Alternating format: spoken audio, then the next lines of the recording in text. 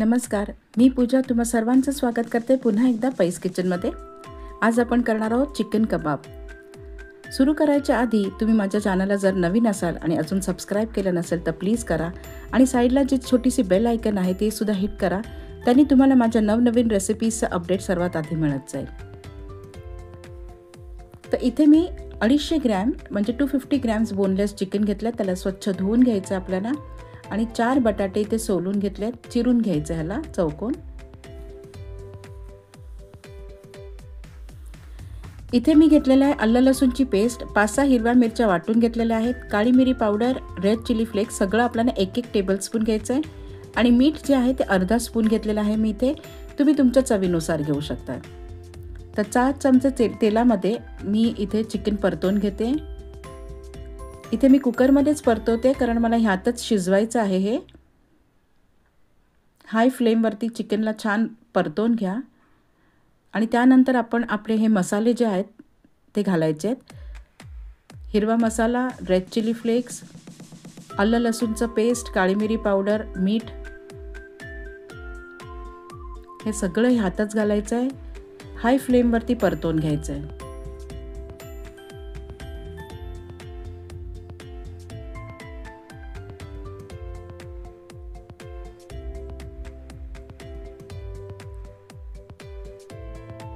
ह्यातलं पाणी आटलेलं आहे बघा ह्या प्रकारे। आता आपण ह्याच्यामध्ये आपले बटाटे घालायचे।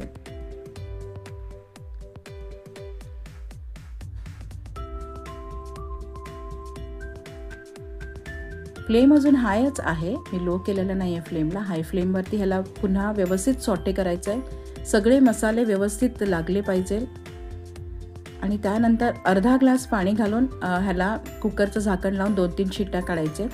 जास्त पाणी घालू नका कारण नंतर आपल्याला हे मिश्रण जे आहे ते कोरडे करायचे आहे।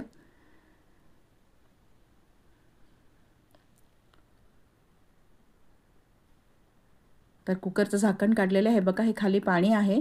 आता आपल्याला गॅस पुन्हा पेटवून हे पाणी सगळं आटवून घ्यायचं आहे हाय फ्लेमवरती। हे असं कोरडं व्हायला पाहिजे। आता हे मिश्रण आपण आपल्या प्लेटवरती काढून थंड करून घ्यायचं ह्याला पूर्णपणे।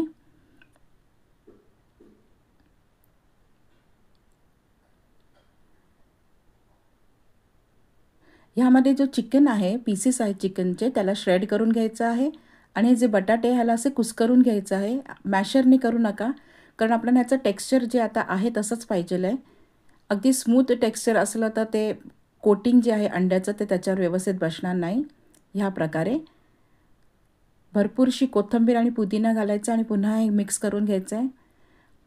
पुदिना नक्की घाला कारण पुदिन्याने फ्लेवर खूप छान त्याचं येतं कबाबचं। खूप सोपी पद्धत आहे, एकाच वेळेला सगळे इन्ग्रेडियंट्स घालायचे आहेत, कुकरमध्ये शिट्या काढून घ्यायचे आहेत आणि नंतर तुम्हाला तुमचे साईज आणि शेपप्रमाणे ह्याचं कबाब करायचे आहेत। हलक्या हाताने आपल्याला हे कबाब करायचे आहेत। इथे मी अंडा आकाराचं कबाब करून घेतलेलं आहे, ओव्हल शेप। तुम्हाला दुसरं कुठलं शेप पाहिजे तुम्ही करून घेऊ शकताय। हे असे कबाब तुम्ही स्टोअर पण करू शकता त्या रेफ्रिजरेटरमध्ये। मी एंडला तुम्हाला सांगेन कसं करायचं आहे ते। आणि तुम्ही हे कोटिंग न करता अंड्याचं, आपण अंड्याचं कोटिंग करणार आहे, डायरेक्टली पण हे शॅलो फ्राय करू शकताय। मी 1 चिमूटभर मीठ घातलं आहे अंड्यामध्ये आणि ह्याला फेटून घेतलेलं आहे आणि आपले जे कबाब आहेत त्याला ह्याच्यामध्ये डिप करून शॅलो फ्राय करायचं आहे।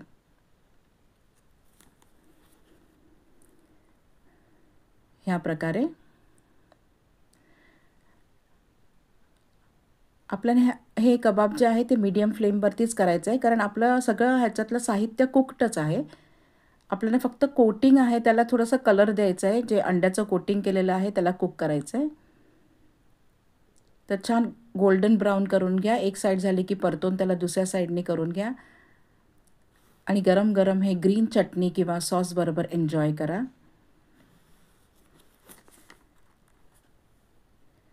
ही रेसिपी मी माझ्या पद्धतीने केलेली आहे। तुमचे काही वेगळे सजेशन्स असतील किंवा तुम्हाला काही विचारायचं असेल तर मला कमेंट बॉक्समध्ये मेसेज करा। आणखी नवनवीन रेसिपीज बरोबर आपण नक्की भेटू पुढच्या व्हिडिओमध्ये। आणि हे जे स्टोअर करायचं मी तुम्हाला म्हटलं आहे ना, तर ते जे उरलेले होते ते मी तुम्हाला दाखवते कसे स्टोअर करायचे. आधी मी एका ट्रेमध्ये सेपरेटली असे ठेवून डीप फ्रीझरमध्ये ठेवायचे फॉर 4 to 5 आवर्स.